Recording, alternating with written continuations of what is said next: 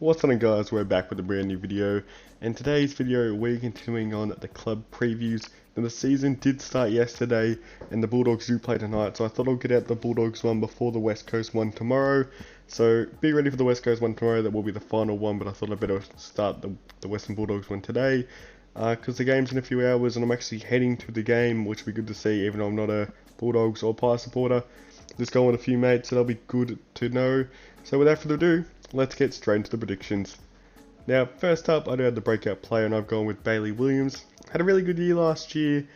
Became one of the great defenders for the Bulldogs in a really weak part of the ground for them.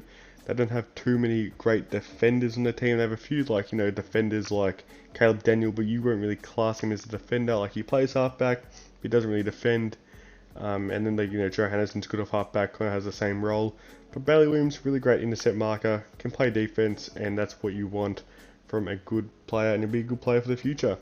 Next up, for need to improve, no real explanation for this one, but it's Josh Bruce. After coming on pretty big money and a big trade asset, Josh Bruce has been a very big disappointment for the Western Bulldogs. Not the target that they were thinking they were getting when they first got Josh Bruce.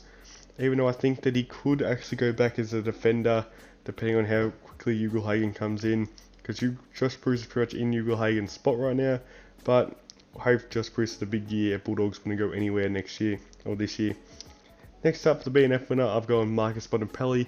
Started the preseason, had an absolutely excellent preseason. I feel like this man even will be up there for the Brownlow. And the reason I don't think that is because there's so many midfielders and there'll be votes getting taken away from him. But he's an absolute superstar and is in ripping form at this moment. Next up, for big improver, I've gone Lathan Vandermeer. Was a really good asset before getting injured last year, playing as almost a small forward role, and a real great asset to goal, even playing a bit on the wing. But by the way he's been training in the preseason and playing in the practice match, he will be playing at halfback. He did get named at halfback, and they're trying him as almost a new Joe Hannison role. And I really like how this man plays, so I think he will have a very, very big year. Next up, for most goals, I've gone with Aaron Norton. I feel like he's their most reliable player, probably up forward. Josh Bruce, everyone knows, very inconsistent on how he plays. But I feel like Aaron Norton can kick a lot of goals if he actually stays healthy. I know he get a little bit of a niggle in the preseason, but I think he'll be fit and firing, and they need him to be fit and firing if they want to play any sort of meaningful finals in 2021. Next up, for the surprise All-Australian, I've gone with Bailey Smith.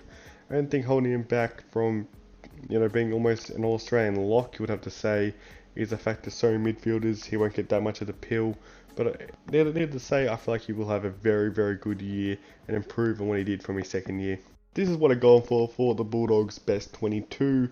I decided to chuck Josh Bruce in the back line. He got drafted as a half back, knows how to read the pill, very, very good mark. Even his set shot is probably horrible for a key forward.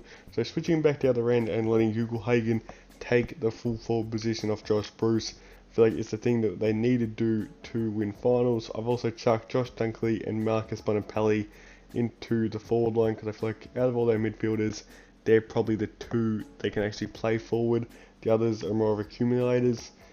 Apart from maybe Bailey Smith can push a bit forward, but apart from that, I feel like that's good enough for them.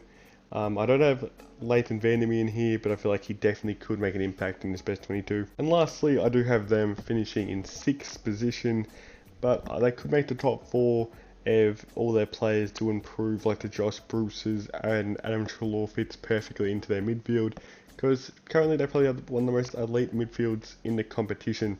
So thanks for watching, guys. Make sure to drop a like on this video if you did enjoy it, and we are on the road to 600 subscribers.